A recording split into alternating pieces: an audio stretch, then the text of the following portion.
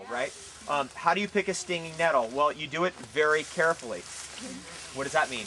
Meaning you come, the younger leaves are generally easier to handle, so you come underneath, you grab, and you pull like that, and you go. Okay? Now when we get to the bigger leaves, watch closely. You come underneath. Taco. You taco it.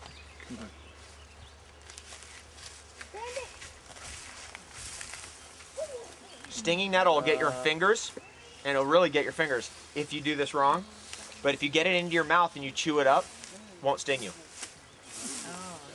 Even if it stings your mouth, it'll be gone in 30 seconds. Cool. Is everyone following this little technique? One more time. Now, okay, hold on. Before we start doing this. Watch this. You come underneath, okay, like that. You bend taco. Sometimes you have to do this, is what I've learned. You get the other side and you do.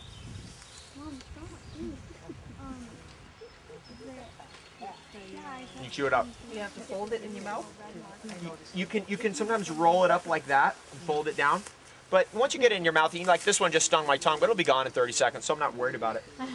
Anyway, the thing about the stinging nettle is, in this environment where the real nutrition is going to be grass, nettles, and maybe a couple other plants.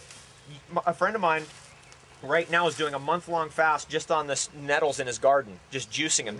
When you juice this stuff, the power is outrageous. It's one of the greatest things ever. Nettle root, by the way, is for...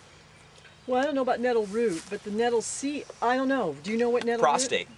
Oh, it's one of the great prostate medicines in the world. It's ever been discovered, the nettle root. You can eat the seeds. This is in the, it's in the urticate family, which is the same family that mulberry is in. It's in the same family that cannabis is in.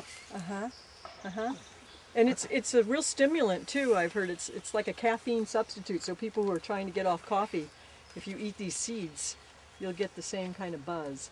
If you eat too many of them, it'll keep you awake. It keeps your mind very, very active too. I drank a whole thing of nettle tea one night and I couldn't go to sleep all night. My mind was just ruminating. So this is high in iron and silicon. Remember that whole thing about silicon? Bone building, one of the great bone builders right there.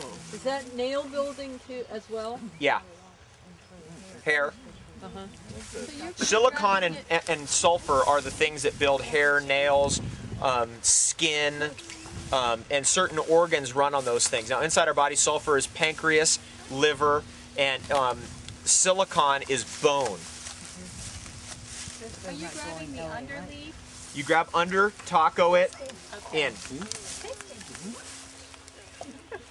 I think the tips are like one of the most gourmet things in nature. The texture, the flavor. You could come and just cut tips and throw them on your salad and you'd be off the hook. It is truly one of the great things ever. And nettle, that's the whole thing on nettles is one of the most powerful things ever. And in terms of a wild food that you can really just like put in the juicer and just go, yep, let's down it. Nettle, because some of these other ones, like you do plantain, you do straight plantain juice after a couple days. That's what happened to me with plantain. Doing straight plantain juice, I hit overload, and like I really never been able to eat plantain again in the way I used to.